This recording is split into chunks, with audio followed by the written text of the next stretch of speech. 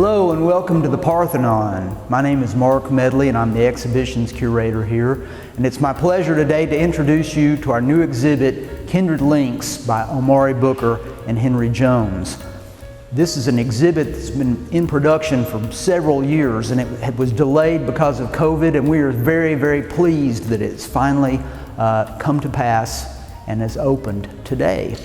It's the story, and I'm not going to I'm going to let the artist do most of the talking, but it is about Nashville, and it is about specifically a section of Nashville known as North Nashville, which is a historically African-American neighborhood. And the exhibit is a commentary about things that are going on currently in the neighborhood and things about the neighborhood that are historically and culturally significant, and why these things should be celebrated and why they should be preserved. But without further ado, it is my pleasure to introduce you to Omari Booker and Henry L. Jones. We did it. Glad we're here. All right. Yeah. Well, welcome. Yes. As Mark shared, myself and Henry Jones, Omari Booker. Henry L. Jones. And this is Kindred Links. Well, let's see. The first time I met Omari was in the gallery, the North Nashville Gallery, through Carlton Wilkinson. And I don't remember the year, but I do remember one thing. I saw him, I said, this is a tall brother. Yes, sir. And he's actually one of the first tallest artists that I met and known, and we've been in some group shows together and kept in contact. You know, you see each other in different events and things, yeah. But when I saw his work, I was blown away, even way back then. Had to be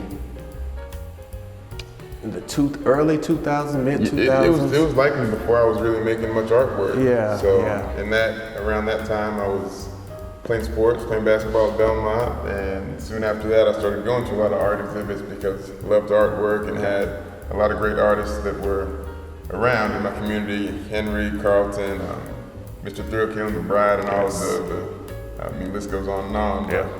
But those were some of the artists that I was able to look up to as I started navigating making artwork myself, and I think that speaks a lot to the title. I mean, the Kindred Links, there's a lot of community connections and spiritual connections that I think we kind of come along in a line of special people, so I'm grateful.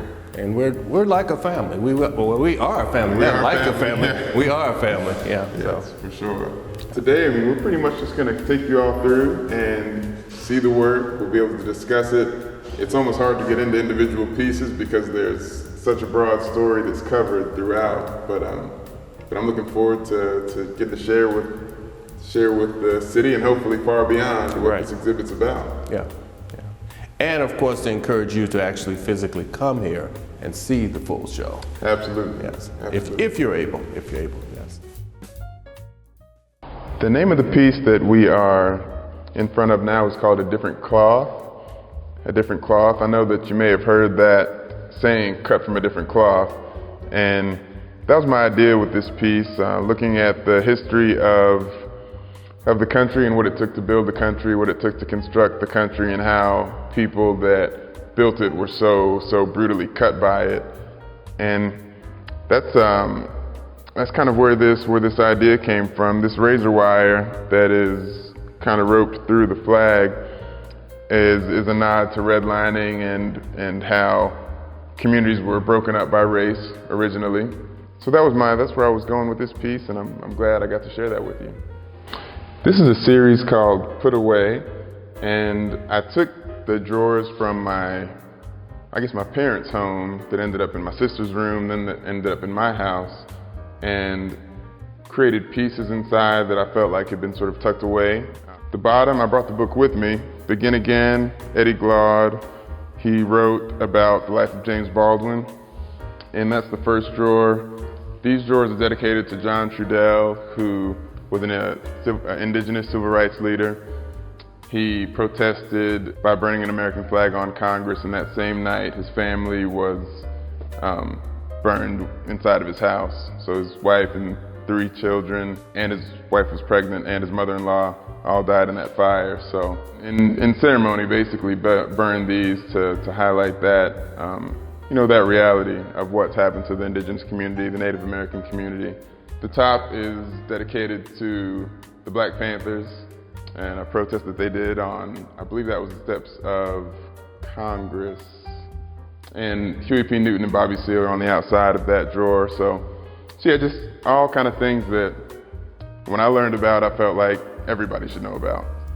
So this black bird was a piece that was created in 2020. Most of this work was created in between 2019, 2020, and 2021.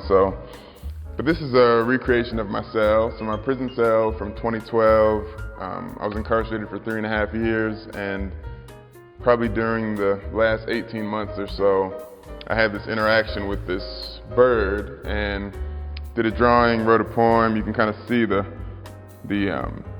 drawing there from 2012. So that's actually the original charcoal sketch from when I was in.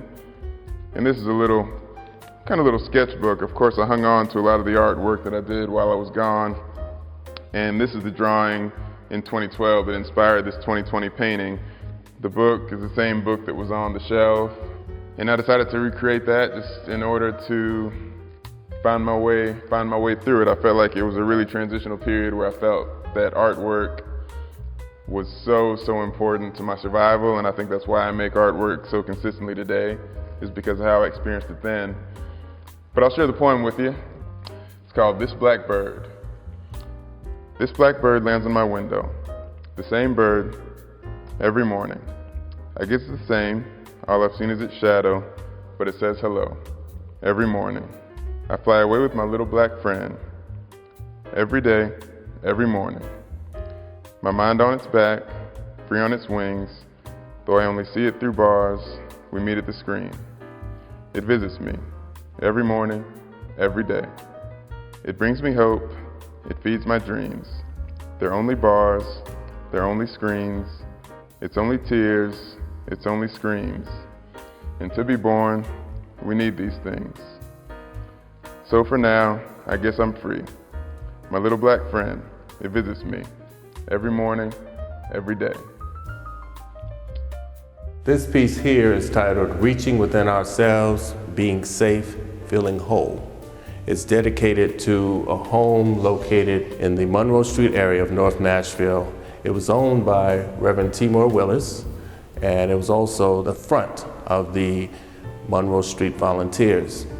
That home was destroyed from a fire, and then later in 2020 from the Nashville tornado. I and the rest of us in the project visited that site, and I began to gather these various artifacts. These were piles of things that the current developers just put aside, more so like garbage. But when I picked up and touched some of the marble and the wood, some ornate wood, and then at the top you have charred wood. I used that to symbolize the burned portions of the house. And here, of the broken fragments. Reverend Willis was a minister, so I created this formation of a cross. He often spoke of having the faith of a mustard seed. And I wanted to depict him as a seed, someone as a seed, where I have this abstract side profile and then the extension of the yellows and grooves to mimic a mustard seed, and also symbolizing the hope, because we worked in the community helping the people where their homes were in distress. And I thought that such a painting would be a great tribute for him, as well as the Monroe Street Volunteers and all the work that was done as they went on these various journeys of chaos and trying to find a place to help people keep their homes. This next piece is titled Child of the Diaspora 2. I had painted Child of the Diaspora 1, which was about a quarter of the size of this piece.